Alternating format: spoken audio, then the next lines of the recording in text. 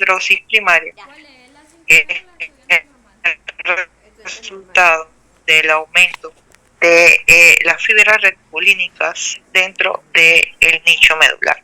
Básicamente eso es la clase, y vamos pues a desmenuzar un poquito más para que ustedes entiendan por qué es que esto pasa.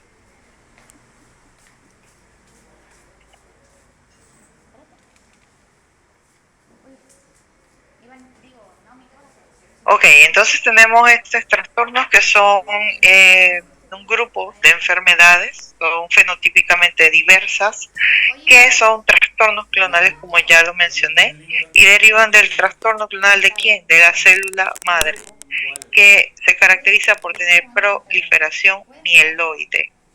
¿Okay? Esto va a compartir características clínicas, todas estas neoplasias y de laboratorio, que incluyen ¿qué cosa? Número uno, el paciente tiene una gran carga de síntomas que impacta su calidad de vida. La segunda es que hay una tendencia a la trombosis. La tercera es que el paciente en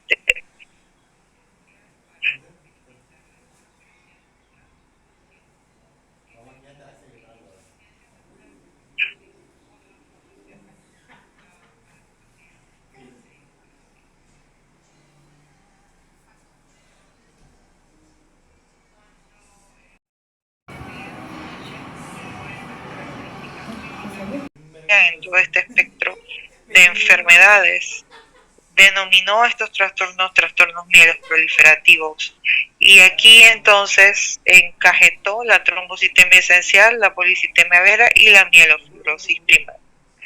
Pero también Damashek vio que si tenían estas características clínicas compartidas, también tenía que tener algún mecanismo patogénico compartido. Y a eso él lo denominó un factor mieloestimulador. O sea, el señor Damashek pensó que debía existir algo que estimulara la serie mieloide en la médula ósea para generar estas tres condiciones. Y esto fue confirmado en el 2005, esta hipótesis de William Damashek, cuando se descubrió la mutación de la llanuquinasa, la sustitución de valina por felinalanina en la posición de 617. Entonces estas son las neoplasias mieloproliferativas, según la clasificación de la OMS de 2016, la leucemia mieloide crónica, BCR-ABL positiva, la leucemia neutrofílica crónica, policitemia vera, mielofibrosis primaria, trombocitemia esencial, la leucemia eosinofílica crónica y aquellas neoplasias mieloproliferativas que no se pueden clasificar en ninguna de estas tres entidades. Nosotros, y para su interés clínico, vamos a discutir estas cuatro que están en rojo, porque las otras son mucho menos prevalentes, y para la práctica diaria pues no es necesario que ustedes sepan las características más a fondo de estas, pero sin embargo las otras van a verla mucho más frecuente en su práctica. Entonces es importante que ustedes entiendan lo que entendió Damashek allá en ese momento, cuando él descubrió que había algo mieloestimulador. Existe algo que se llama driver mutation o mutaciones conductoras, que son las que dan origen finalmente a todas estas alteraciones.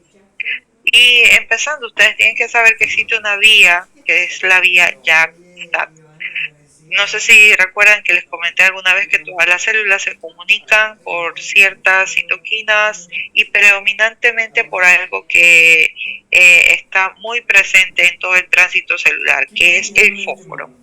Existe la fosforilación, que es la que va a regular si se inicia la transcripción genética o no. Se descubrió las proteínas del tipo JAK. Las proteínas del tipo JAK son tirosinas quinasas, que al principio no se sabía cuál era su función específica en el transporte, en el trayecto de todas las vías de transcripción. Por eso se llamaron JAK, que significa solo otra quinasa, Joseon Other quinasa. Pero hoy se sabe que estas JAK son asociadas a receptores de citocinas. Las citocinas carecen de la característica de fosforilación, no tienen actividad tirosiquinasa y por eso están asociadas a estas proteínas JAK para iniciar el proceso de fosforilación. A través de las JAK, los receptores de las citocinas transmiten señales que activan a las STAT.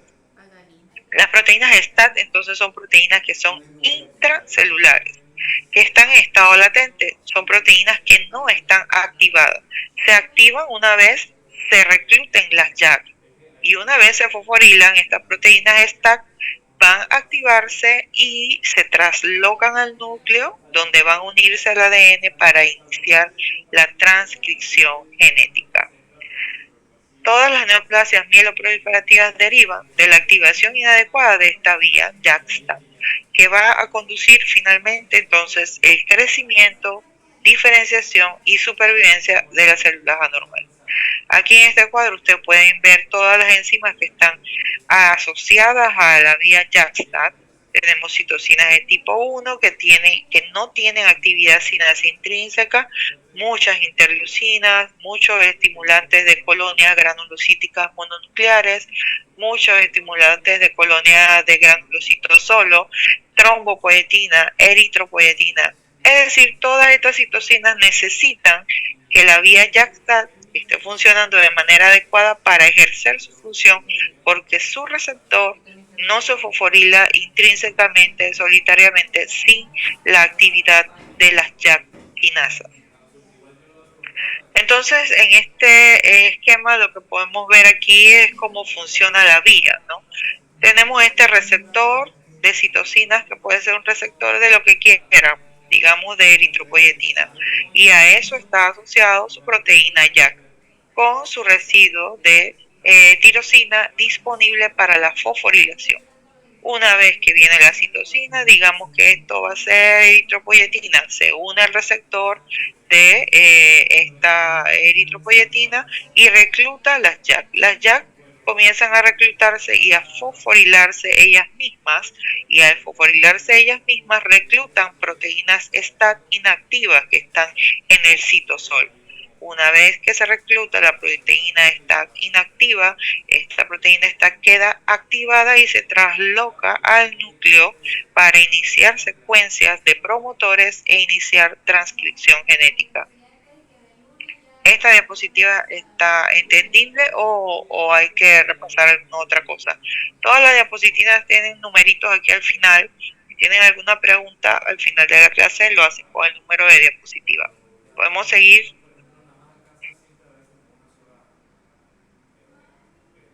Sí, doctora, podemos continuar. Vale. Entonces, tenemos tres mutaciones driver. Las mutaciones del JAK2, tenemos la mutación de CALR o calreticulina y las mutaciones del receptor de trombopoietina. El JAK2 pues, es una molécula intracelular de señalización que va a estar acoplada a diferentes factores de crecimiento hematopoyéticos. Y para que ustedes sepan y recordar, los factores de crecimiento hematopoyéticos más comunes o los que más se utilizan son la eritropoietina, el receptor de factor de crecimiento de colonias granulocíticas y el receptor de trombopoietina.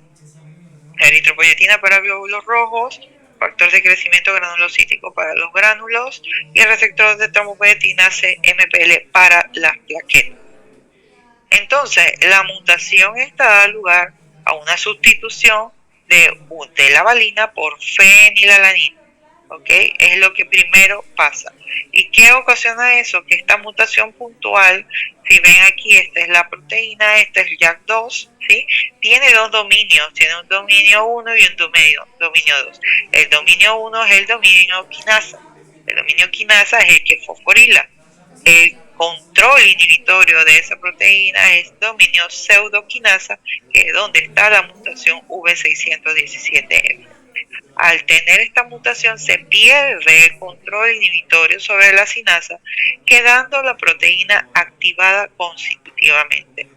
¿Qué significa la activación constitutiva? Que si hay o no hay eritropoyetina estimulando el receptor, la YAG-quinasa va a estar activada, sea que haya estímulo para producir glóbulos rojos o no.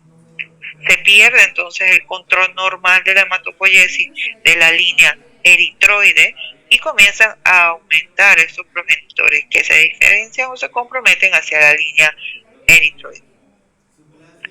La consecuencia, pues bien, va a activarse esta vía de señalización JAK-STAT, de la cual conversamos al inicio, independientemente del ligando.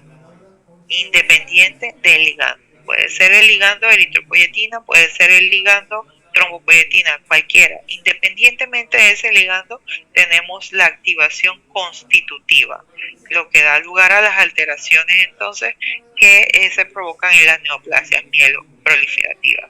Al final lo que vamos a generar es proliferación y diferenciación de progenitores mieloides.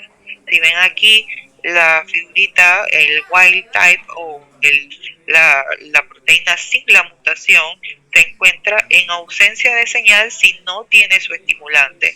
Si vemos aquí el wild type o la proteína normal, una vez que se une a su citosina independiente, va a activar vías de transducciones de señales que conducen a eritropoiesis. Sin embargo, cuando tenemos mutación del JAK2, aunque no haya eritropoyetina, aunque no haya aquí agente ligando o estimulante, la activación va a estar constitutiva, aumentando la transducción de señales de la vía JAK-STAT por el consecuente resultado de producir panmielosis. Entonces, esta alteración se encuentra presente sobre todo en el trastorno conocido como la policitemia vera. La policitemia vera está consecuente con la alteración del JAK2 en un 95 o 97% de los casos.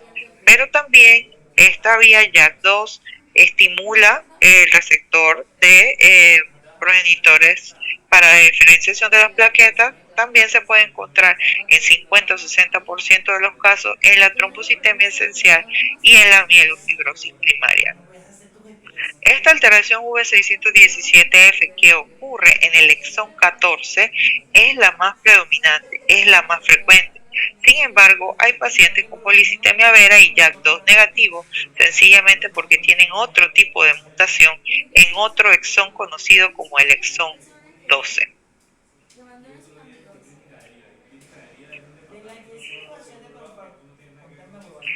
La mutación del gen de CALR. El gen de CALR, la calretina, es una proteína que funciona como una chaperona. Esta proteína tiene que ver con la homeostasis del calcio del retículo endoplasmático y con el plegamiento adecuado de glicoproteínas.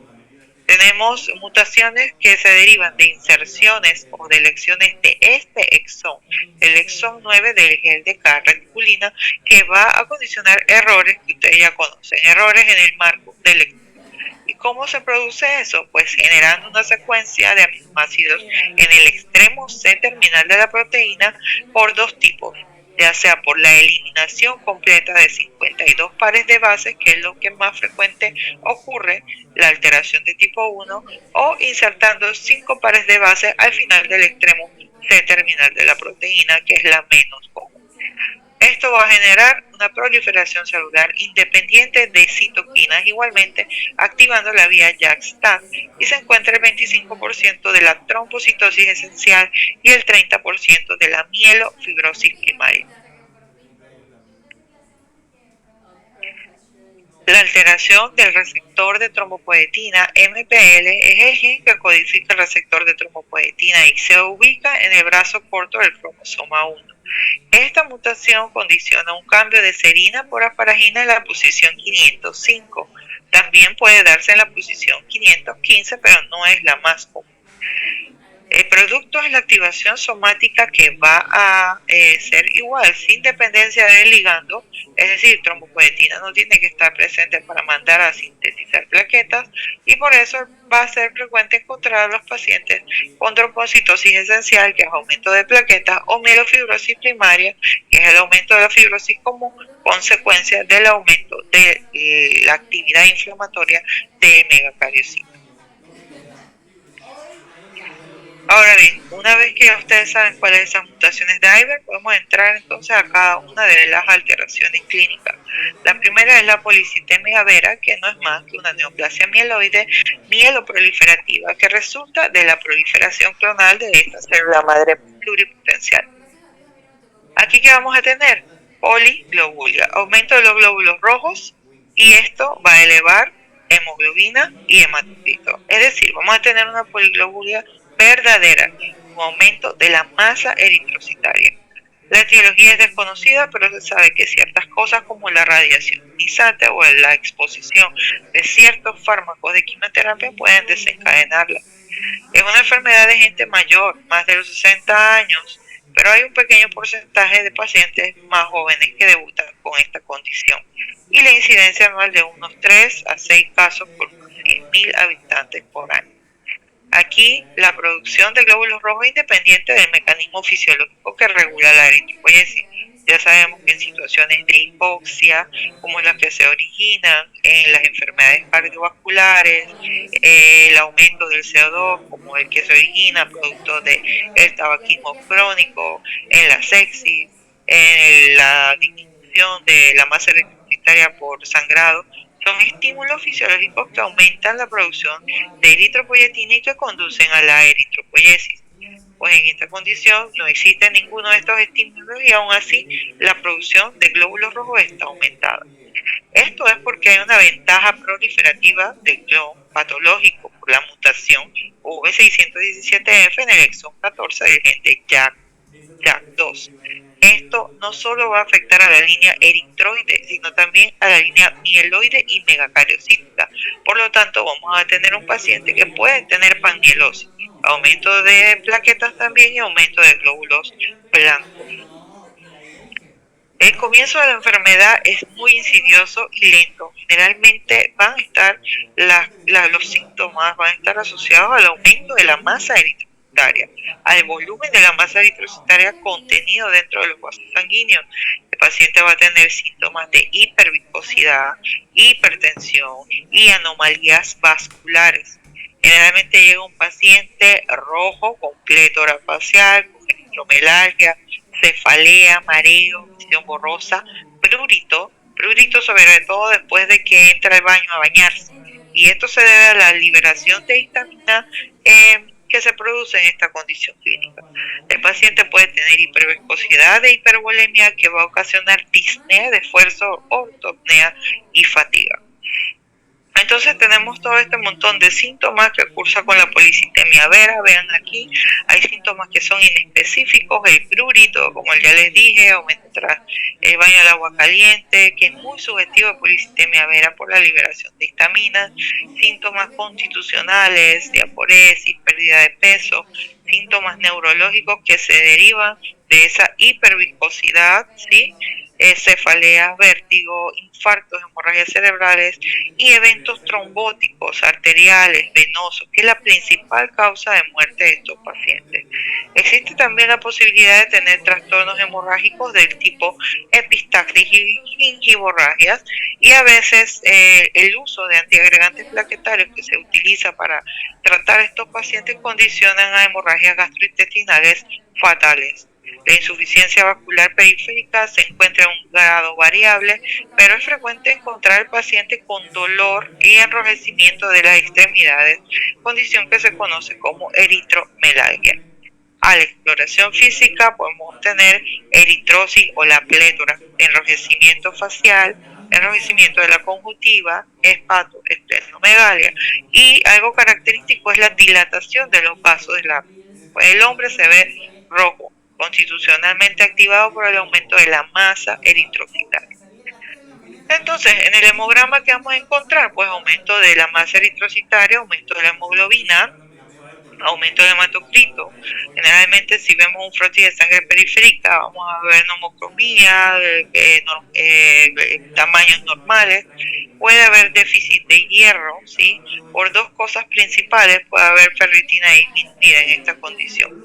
La primera es porque ese paciente sangra secundario a los síntomas que se producen por la misma enfermedad, y segundo porque la masa eritrocitaria es tan grande que las reservas de hierro se depletan por el consumo, producto de la activación constitucional de la eritropoyetina. Entonces, como también aumenta la línea granulocítica, podemos tener leucos elevados, sobre todo expensas en neutrófilos, trombocitosis en más de la mitad de los pacientes, y también puede haber anomalías cualitativas de las plaquetas, como plaquetas que no se agregan en la primera onda inducida por la adrenalina. Entonces, el aumento de la masa eritrocitaria pues es bien común, al menos 25% de el valor normal, suele ser superior a los 36 ml por kilo de peso, pero esto ya no se usa la medición de la masa eritrocitaria, porque ya tenemos el hematocrito que lo mide automáticamente el hemograma. Sabemos que la masa eritrocitaria va a estar aumentada cuando el hematocrito va a ser superior de 60. En la médula ósea que vamos a encontrar va a ser una médula ósea hipercelular. Una médula ósea hipercelular producto de la proliferación a la que está sometida. Las tres líneas hematopoyéticas van a estar aumentadas, lo que se llama panmielosis. Vamos a tener megacarios hiperlobulados que tienden a acumularse cerca de las líneas del hueso de la clavícula. No vamos a tener blastos, si los blastos están presentes van a ser menores a 10%, y la tinción de reticulina que marca fibrosis es normal al momento de diagnóstico. Pero tienen que tener en cuenta que la policitemia vera y la trombocitosis esencial pueden generar mielofibrosis secundaria, puede tener un estado fibrótico conforme avanza la enfermedad. Y generalmente el depósito medular de hierro está vacío como consecuencia de la utilización de este hierro para la síntesis de estos glóbulos rojos que se producen de manera anormal. En otros laboratorios pues podemos medir la mutación del JAK2 encontrándola por reacción de cadena de polimerasa. Más del 90% de los pacientes van a tener esta alteración. Cuando medimos eritropoyetina que es el estímulo para producir glóbulos rojos, vamos a encontrarla normal o vamos a encontrarla disminuida, ¿sí? Eso es una característica de esta condición. Es decir, que si yo veo a un paciente con una poliglobulia o una hemoglobina arriba de 17, ese paciente, lo siguiente que debo hacer yo es medir eritropoyetina. ¿Para qué? Para saber si ese aumento del glóbulo rojo está mediado o no por la citocina o la hormona que tiene que estar mediada. Si mido eritropoyetina y la proteína eritropoyetina está aumentada, significa que el trastorno no es clonal. Sin embargo, si tengo una eritropoyetina normal o disminuida, entonces ya puedo sospechar de una neoplasia mieloproliferativa. Ferritina disminuida por el agotamiento de depósitos de hierro, ácido úrico y lactato de deshidrogenasa van a estar elevados como consecuencia del recambio celular tan aumentado. Podemos tener crecimiento espontáneo de colonias eritroides in vitro, fosfatasa alcalina y saturación de oxígeno de este paciente va a estar disminuida. Recuerden que el oxígeno, la hipoxemia, es uno de los estímulos para la producción de glóbulos rojos, y en este caso la saturación arterial de oxígeno va a estar normal o disminuida. Entonces, ¿cuál es el enfoque diagnóstico de esta condición? Pues yo primero, como todo, hago mi anamnesis, especial énfasis en hábitos, ¿saben? Los fumadores, pacientes en estrés, pacientes con problemas respiratorios, pacientes que por lo menos tienen, por ejemplo, tienen apnea del sueño, que viven con disminución, con aumento o retención de CO2, ellos tienen el estímulo necesario para aumentar eritropoyetina y aumentar la masa eritrocitaria. Entonces eso me va conduciendo a que la poliglobulia es secundaria. Si encuentro esplenomegalia, ya eso me suena menos a algo secundario, porque la esplenomegalia, sencillamente recuerdo que allí en el vaso y en el hígado es donde se dan las primeras olas de hematopoiesis. Y si yo tengo una médula ósea que es la que está regulando la hematopoiesis ocupada por un trastorno clonal, entonces hígado y vaso van a tomar o a retomar su función que tenían durante el periodo embrionario. Por eso es que la hematopoiesis se traslada a estos dos órganos y es frecuente encontrar hepatoesplenomegalia en pacientes. Realizamos su frotilla de sangre periférica, podemos hacer una bioquímica general, medir ferritina, LDH, tomar gasometría arterial para ver cómo está la saturación de oxígeno y el CO2, ver la eritropoyetina sérica, hacer una electroforesis de hemoglobina, realizar el aspirado, la biopsia de médula ósea y la ecografía renal y hepática.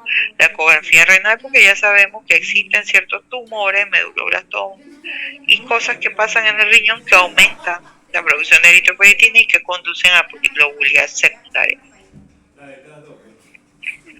Los criterios diagnósticos. Aquí en las neoplasias mieloproliferativas trabajamos con criterios diagnósticos.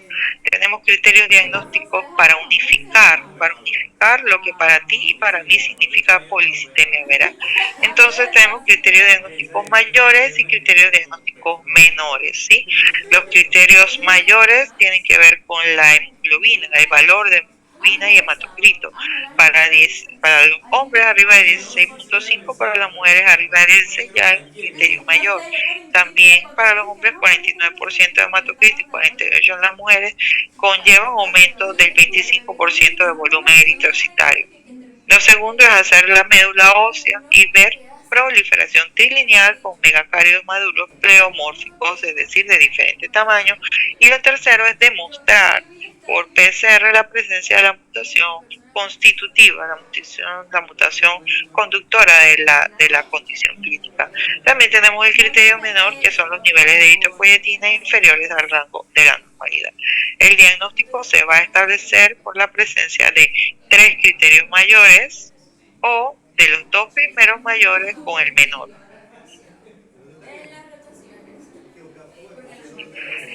El diagnóstico diferencial siempre tenemos que descartar que hayan alteraciones que puedan provocar poliglobulia secundaria. Ante todo aumento de hemoglobina de hematocrito, yo tengo que ver el volumen plasmático de mi paciente y su masa eritrocitaria. ¿Por qué el volumen plasmático?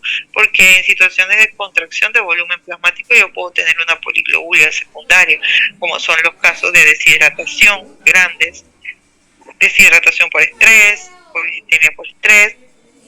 Todo eso tiene una poliglobulia secundaria, ¿sí? Por disminución del volumen plasmático y aumento verdadero de la masa eritrocitaria. Que yo debo hacer, medir eritropoyetina.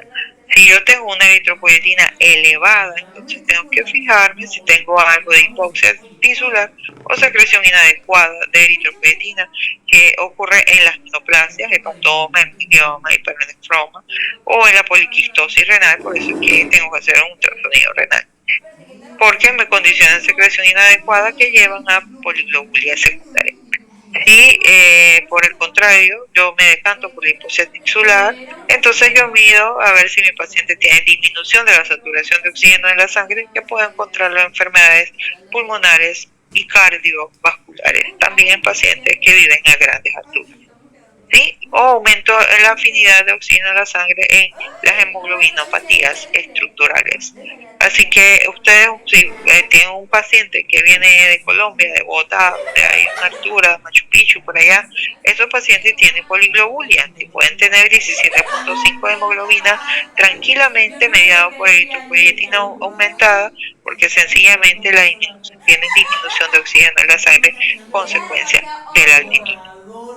Sin embargo, tengo una eritropoyetina baja o normal, entonces esto es muy sospechoso de policitemia vera. Entonces, estos pacientes tenemos que tratarlos, verlos según los factores de riesgo. ¿Riesgo de qué? Riesgo de trombosis, riesgo de transformación a leucemia aguda mieloide y riesgo de transformación a mielofibrosis primaria.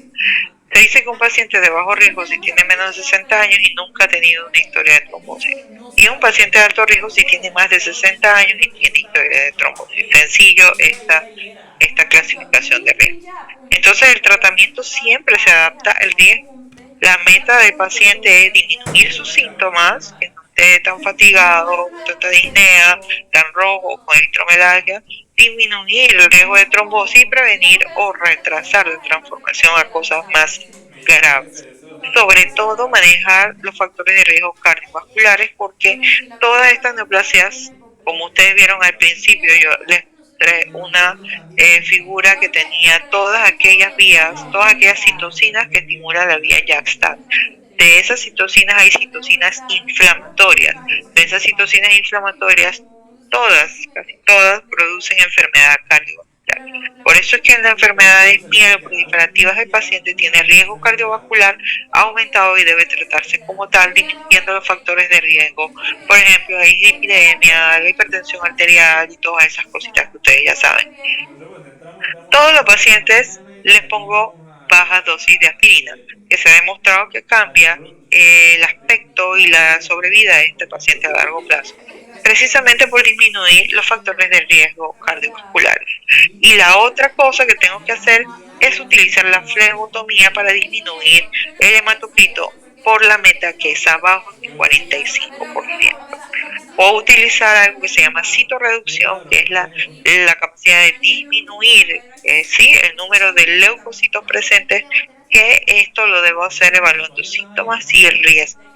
Es decir, que si yo tengo un paciente de alto riesgo con historia de trombosis arriba de 60 años, además de manejar los factores de riesgo, ponerle una aspirina y utilizar la flebotomía, yo puedo utilizar hidroxiurea como tratamiento de elección. Si yo tengo un paciente que es de bajo riesgo, no tiene historia de trombosis, no es necesario utilizar hidroxiurea, pero si tiene momentos de síntomas, poca tolerancia a la flebotomía, por ejemplo, yo puedo utilizar hidroxiurea e interferón, y en caso de que el paciente sea refractario o resistente a hidroxiurea e interferón, tengo inhibidores de la JAK2 que se llama ruxolitinib. Entonces, el pronóstico de este paciente está dado por la complicación principal, que es la producción de trombosis. Hay trombosis arterial, trombosis venosa, trombosis en sitios inusuales, ¿sí? Trombosis mesentérica, venosa profunda, de la suprahepática, podemos tener síndrome de Buchiari. Son las complicaciones que más frecuentemente se encuentran en estos pacientes y son causas de muerte en más de la mitad de los pacientes con polivera que no se tratan. Entonces, el tratamiento de estos pacientes disminuye estos episodios, alarga la mediana supervivencia hasta 15 años, pero aún así hay un 30% de pacientes que se transforman a mielofibrosis primaria y estos van 10% hacia leucemia aguda mieloide. Hasta aquí por istemia vera. Vamos a entrar ahora a trombocitosis esencial. Entonces, con la trombocitosis esencial, que es lo que está en juego aquí, la plaqueta. Aquí que va a haber hiperplasia de megacarios en la médula ósea. Tenemos un riesgo aumentado de trombosis y de hemorragia. ¿Pero por qué de hemorragia si hay mucha plaqueta? Bueno, ya lo vamos a ver ahorita. Hay tendencia a transformación de mielofibrosis de mielofibrosis a leucemia aguda.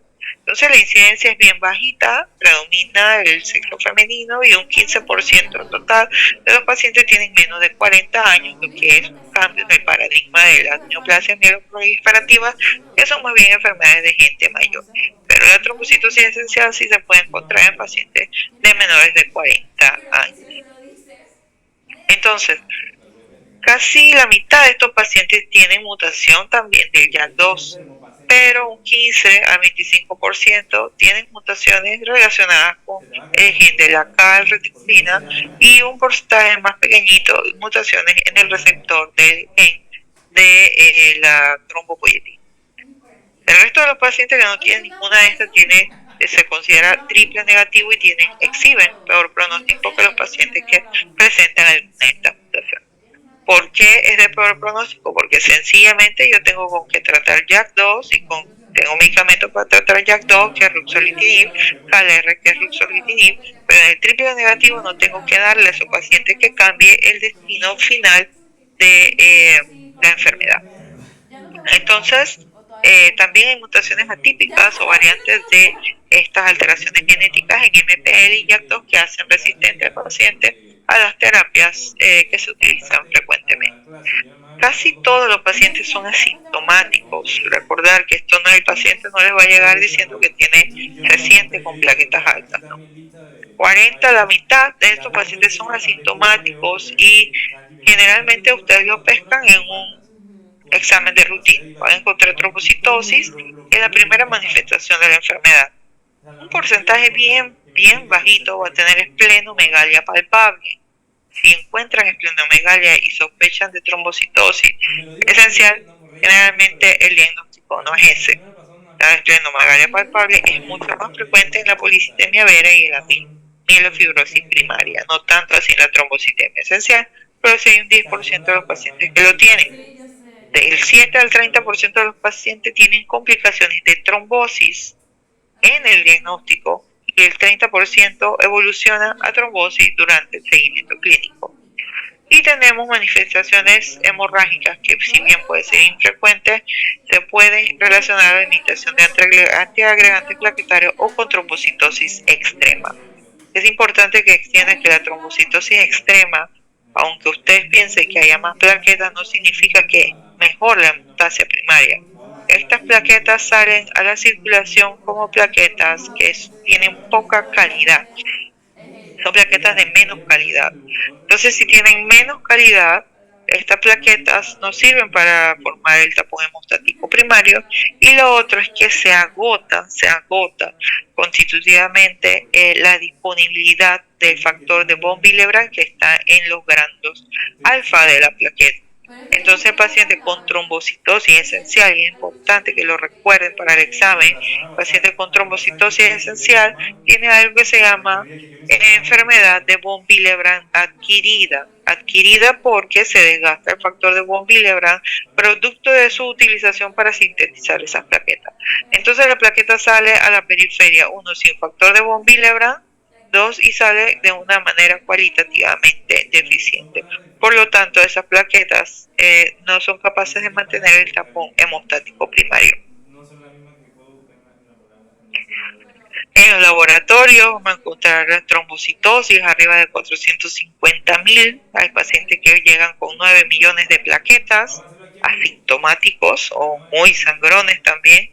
Las hemoglobinas generalmente son normales, los leucos van a estar aumentados.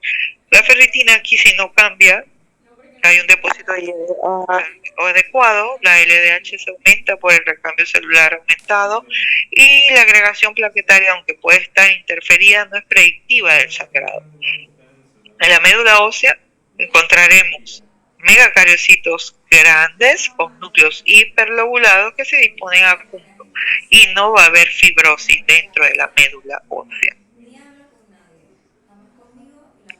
Los criterios diagnósticos para esta condición, también tenemos criterios mayores y criterios menores de diagnóstico.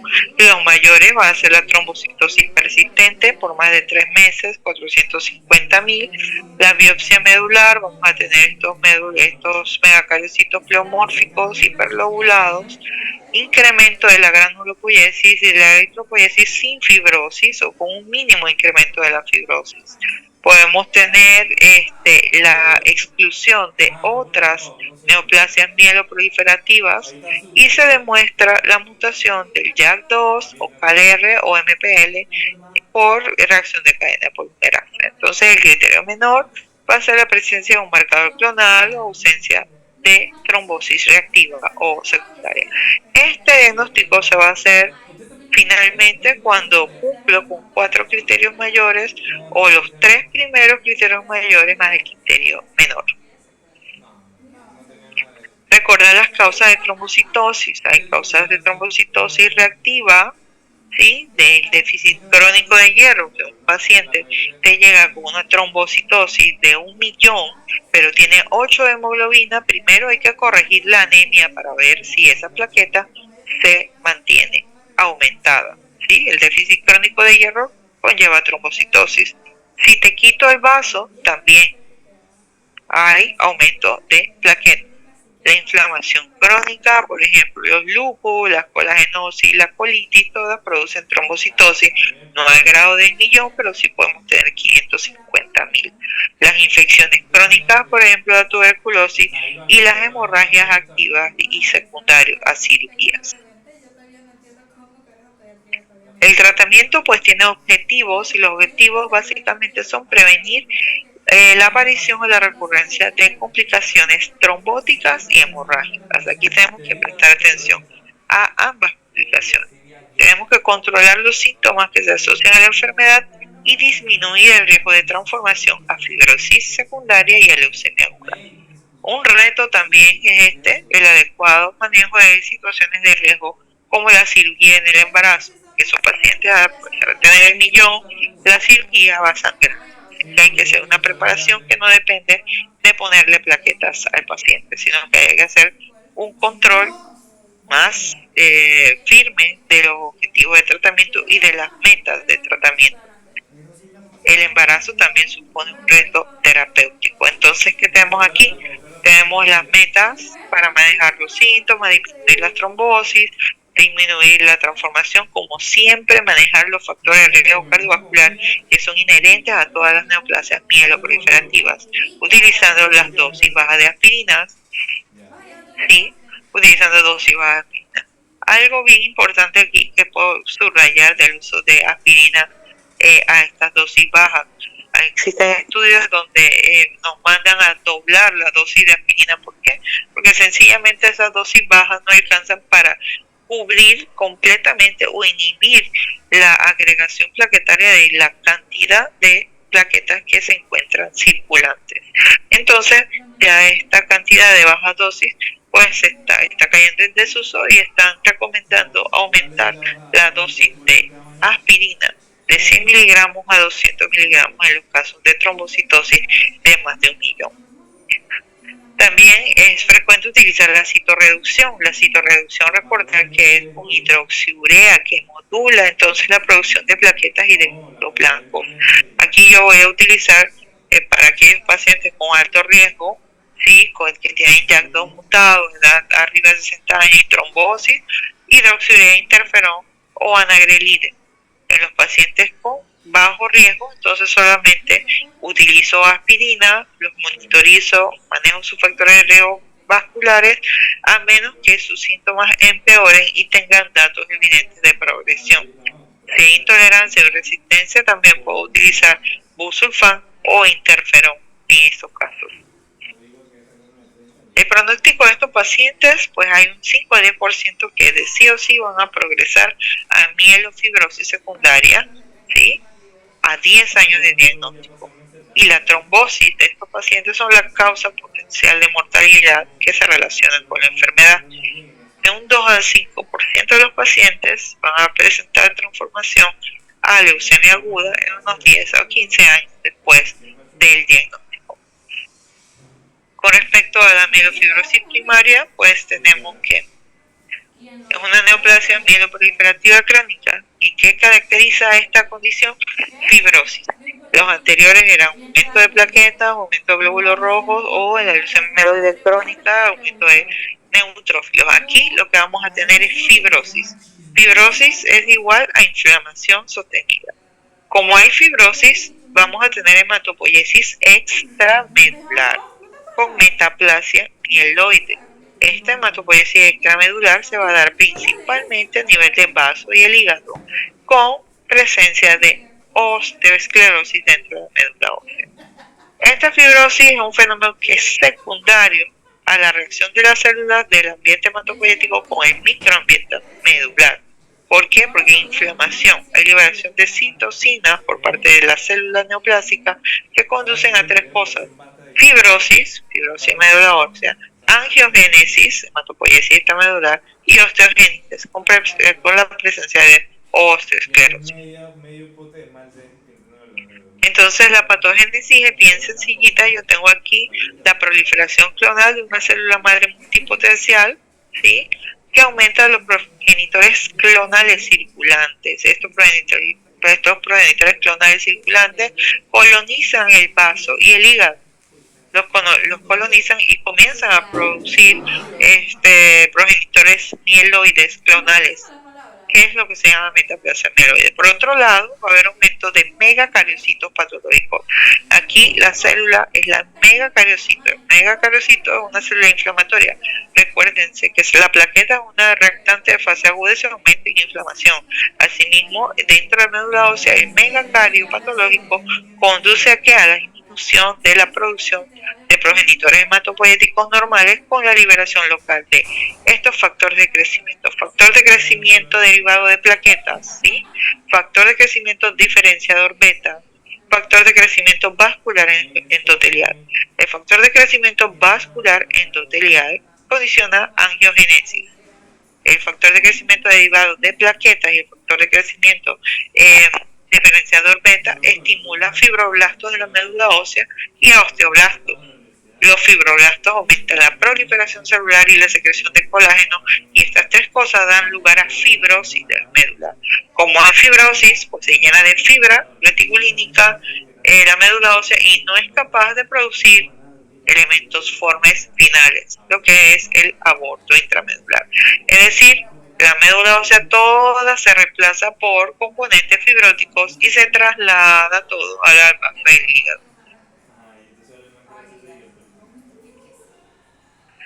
Entonces, la manifestación clínica más común es la anemia.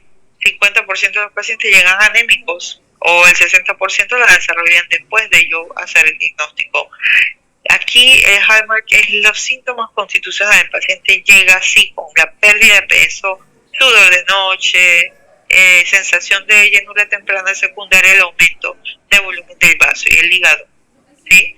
Puedo tener saciedad precoz, puedo tener dolores abdominales secundarios e infartos esplénicos, que es muy habitual.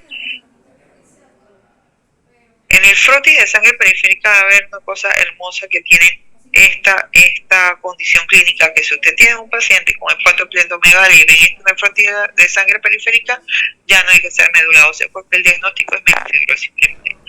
El examen de sangre periférica tiene una cosa que se llama reacción leucoeritroblástica.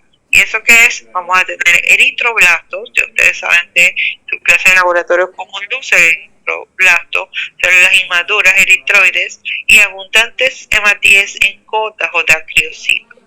Los leucocitos van a estar desviados a la izquierda. ¿Qué significa eso? Que vamos a ver componentes de la hematopoiesis mieloide en sangre periférica. Acuérdense que esto no pasa porque sencillamente los progenitores hematopoieticos y todas estas células que tienen que ver con la diferenciación mieloide están atrapadas dentro de la médula ósea por factores del nicho medular. Deberían salir a sangre periférica, pero en la reacción leucoeritroblástica pasa porque sencillamente no hay espacio en médula ósea para producirse.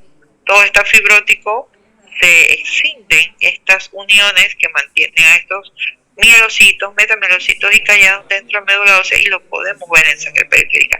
Es decir, tenemos una sangre periférica que parece una médula ósea. Vemos bastante eosinofilia, basofilia y plaquetas dismórficas.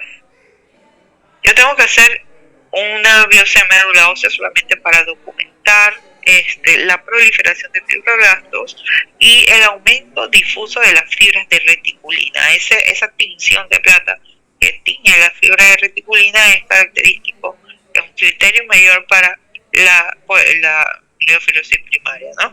Entonces todo el tejido funcional que yo tengo de médula ósea va a estar reemplazado por estas fibras de reticulina y de colágeno, ¿sí?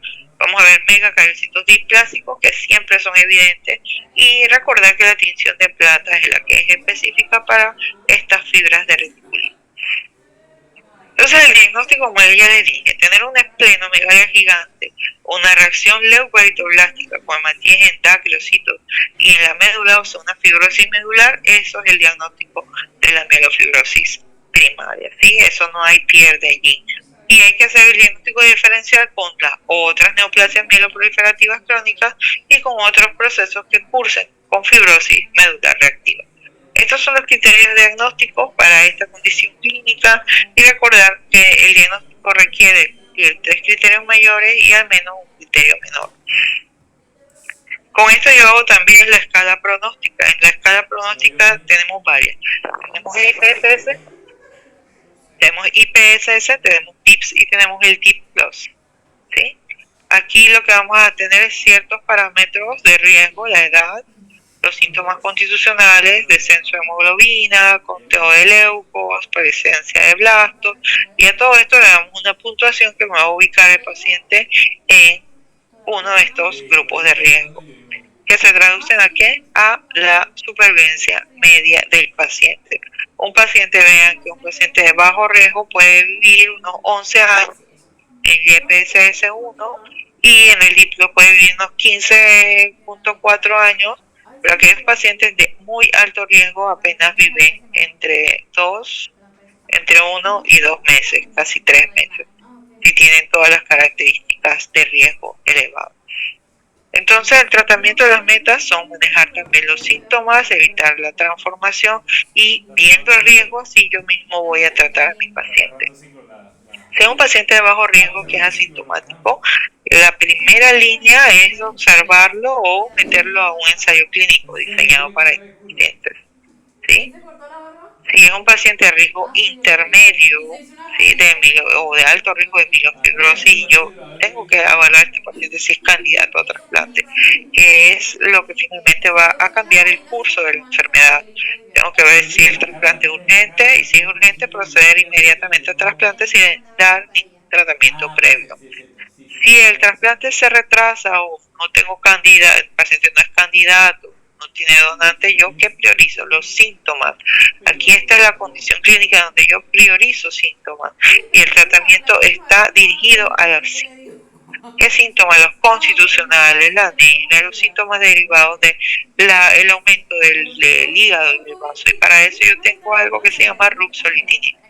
Ruxolitinib es un medicamento inhibidor de tirosinquinasa de JAK2 en ensayos clínicos bien controlados y randomizados han logrado que el paciente mejore su calidad de vida. ¿Sí? Y en aquellos pacientes que tienen mucha anemia, tengo que evaluar el nivel de eritropoyetina para saber si puedo hacer una prueba con andrógenos o con fármacos como lenalidomida, que al final son no moduladores. Ok, hasta aquí las neoplasias proliferativas que son Filadelfia negativos. Entonces ahora viene la última cosa, que es la leucemia mieloide crónica, ¿no? Leucemia mieloide crónica, deben ustedes haber escuchado ya mencionar esta condición clínica, que también es una neoplasia mieloproliferativa, pero tenemos aquí hiperplasia de la serie mieloide. Aquí tenemos un gran aumento de la cifra total de gránulos y de leucocitos. Podemos tener hasta 1 millón de leucos en sangre periférica. Y todo eso se debe a la activación constitutiva, la translocación, la producción del cromosoma Filadelfia o reordenamiento BCR-ABL. Es una enfermedad que tiene una historia natural de 3 fases. Una fase crónica, una fase acelerada y una fase plástica. Y todo es consecuencia de este cromosoma Filadelfia, que es una translocación recíproca del cromosoma 9 con el cromosoma 22, que lo que da lugar es la activación constitutiva de una tirosinquinasa, que al final lo que va a provocar es la transcripción de un gen de fusión, generando una proteína de fusión que aumenta la adhesión celular, la supervivencia prolongada y la proliferación descontrolada.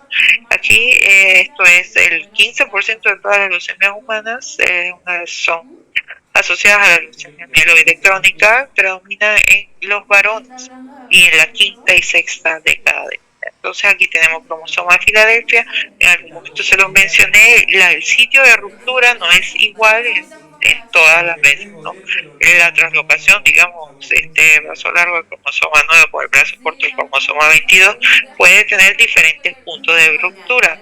Uno puede ser cerca del locus del exón 1, otras pueden estar cerca del exón 13-14 y otras pueden estar cerca del exón 19.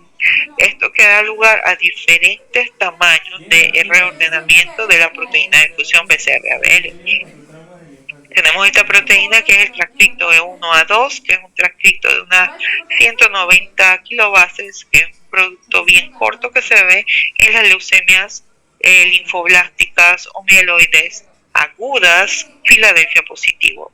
Tenemos esta proteína que es un poco más grande, que tiene unas 210 kilobases, es mucho más grande, y esta proteína es la que se da con mayor frecuencia en la leucemia mieloide crónica, y tenemos esta que es en menor frecuencia, otro punto de ruptura que da lugar a una proteína de 230 kilobases de base. Entonces, Los síntomas que van a ser síndrome anémico progresivo. ¿Por qué? Porque si aumento la cantidad de leucocitos, entonces sustituyo el espacio para producir glóbulos rojos. El paciente va a tener como consecuencia astenia, va a tener síntomas constitucionales que se derivan de la misma proliferación mieloide, sudoración nocturna, pérdida de peso, o tener aumento del perímetro abdominal como consecuencia de la hepatosplenomegalia secundaria a la hematopoiesis extramedular y dolores óseos generalizados por la gran cantidad de progenitores mieloides acumulados dentro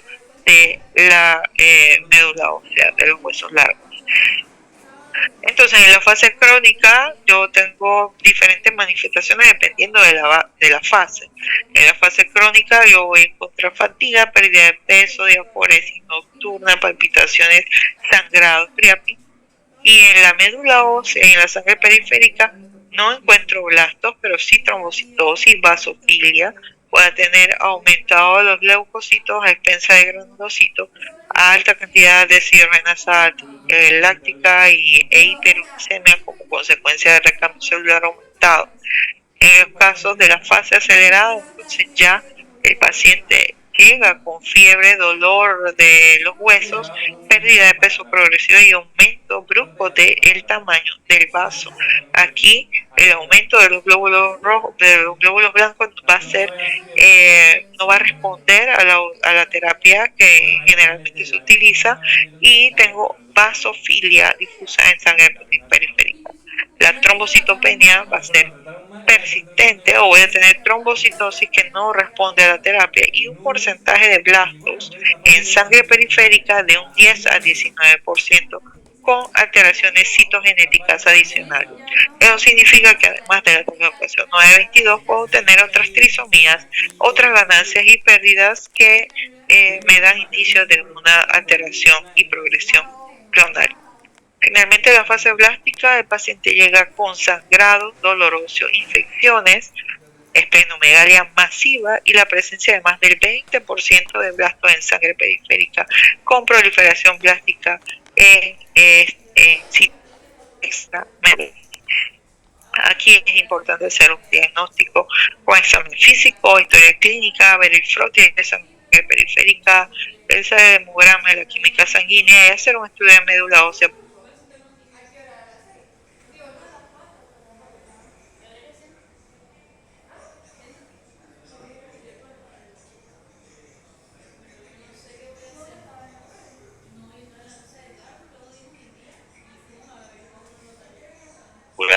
Yo lo hago con la calculadora. No sé, uno no se va a aprender en memoria, esto usted tampoco lo tiene que aprender en memoria, pero sí saber que existen dos índices pronósticos de riesgo, el SOCAL y el FASFOR. El tratamiento se basa en medidas de soporte, prevención del lisis tumoral, porque hay muchas células allí, esas células como están, así mismo se mueren y liberan a la sangre sustancias que son tóxicas y recargan el riñón y provocan lisis. Utilizar la citorreducción cuando sea debido, utilizar inhibidores de tirosinas y el trasplante halogénico de médula ósea en caso de que el paciente no responda a inhibidores de tirosinas. Entonces, en la fase crónica, la primera línea son utilizar inhibidores de tirosinasa. En la segunda línea, si el paciente no responde, yo tengo que cambiar por un inhibidor de tirosinasa que no haya utilizado en primera línea e ir pensando en la presencia de resistencias o de alteraciones en el dominio sinasa del paciente. ¿Por qué? Porque puedo tener resistencias constitucionales a los inhibidores de tirosinasa que están disponibles, ¿no? En las fases aceleradas yo tengo que utilizar inhibidores de tirosinasa de segunda generación, monitorización estrecha del paciente y plantearme el hecho de alotrasplante en estos pacientes candidatos. Y en los pacientes con crisis blástica pues se tratan con quimioterapia más un inhibidor de tirosinquinasa de segunda generación y el paciente se lleva a trasplante de médula ósea. Una vez que yo tengo el diagnóstico del paciente, que tengo que tomar la decisión basada en la categoría de riesgo, la comorbilidad del paciente, las medicaciones que toma concurrentemente, las preferencias, el costo y si puedo llevar al paciente a algo que se llama estado de remisión libre de tratamiento. Entonces tenemos estos inhibidores de tirosinquinasa, el imetinib es el primero que se sintetizó de primera generación, DASA, NILO, BOSU son inhibidores de segunda generación y tercera generación. Tengo que siempre evaluar si el paciente tiene intolerancia, resistencia o pérdida de respuesta, y si en caso de que esto sea positivo tengo que cambiar el inhibidor de tirosinquinasa dependiendo del perfil mutacional y de las comorbilidades del paciente. ¿Sí? Para definir la respuesta, yo tengo varios tipos de respuesta. Tengo la respuesta hematológica completa, que es cuando ya los leucocitos bajan de 10.000, las plaquetas van de 450.000, no hay esplenomegalia, no hay formas de estas que se ven en médula ósea fuera en la sangre periférica. Eso es respuesta hematológica completa, y generalmente el paciente debe alcanzarlo al primer mes una vez iniciado el inhibidor de tirosinquinasa. Existe la respuesta citogenética mayor, que es medir por metafases la presencia del cromosoma Filadelfia, y se encuentra por menos del 35%. La respuesta parcial es del 35% y la respuesta citogenética completa cuando tengo 0 metafases positivas para el cromosoma Filadelfia. Lo que nos importa es la respuesta molecular. La respuesta molecular es que no exista el transcripto, no se pesque el transcripto por reacción de cadena polimerasa del BCR-ABL, es decir, de la proteína de fusión, ¿no? Tengo una respuesta molecular mayor si este transcripto se pesca por debajo del 0.01% del corte diferencial del PCR para la proteína del transcripto. ¿Sí? Y tenemos respuestas profundas, que son las disminuciones logarítmicas consecuentes de la proteína de fusión. Finalmente, pues tenemos estos objetivos de las respuestas del BCR-ABL, como yo tengo que monitorizar al paciente. Hay pacientes donde si están por debajo del 0.1%, este paciente está bien manejado. Sin embargo, el paciente entre 0.1 y 1 yo lo puedo observar solamente hasta los 12 meses. Pero más allá de los 12 meses ya esto me va dando indicios de que algo no está yendo bien.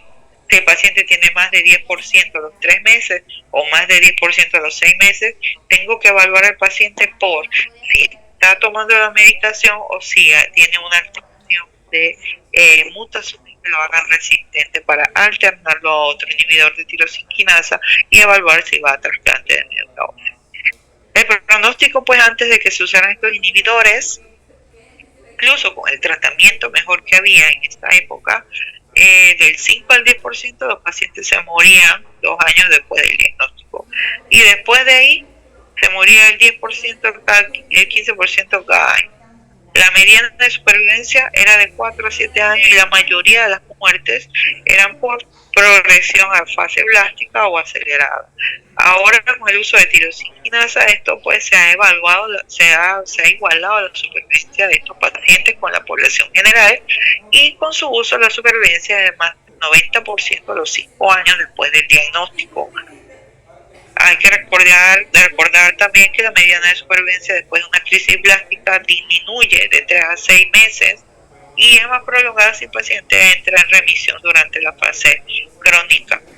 Y lo que se quiere y lo que se persigue actualmente con el tratamiento es lograr estados de remisión libre de tratamiento, que significa que el paciente se lleva a una remisión con una respuesta molecular profunda, y en más de si eso lo permanece así por más de 5 años, yo puedo suspender el tratamiento después que lo evalúe constantemente cada mes. Así el paciente logra tener supervivencia sin tratamiento y libre de enfermedad. Bueno, terminamos por hoy. Ya, si tienen alguna pregunta, bien. Si no, pues quedan liberados. Gracias, doctora. Bueno, hasta luego. Doctora, una pregunta. ¿El quiz sería la próxima clase? Sí, la próxima clase que nos veamos. Ok. ¿Pero virtual o face to face? No, face to face. Ok, listo.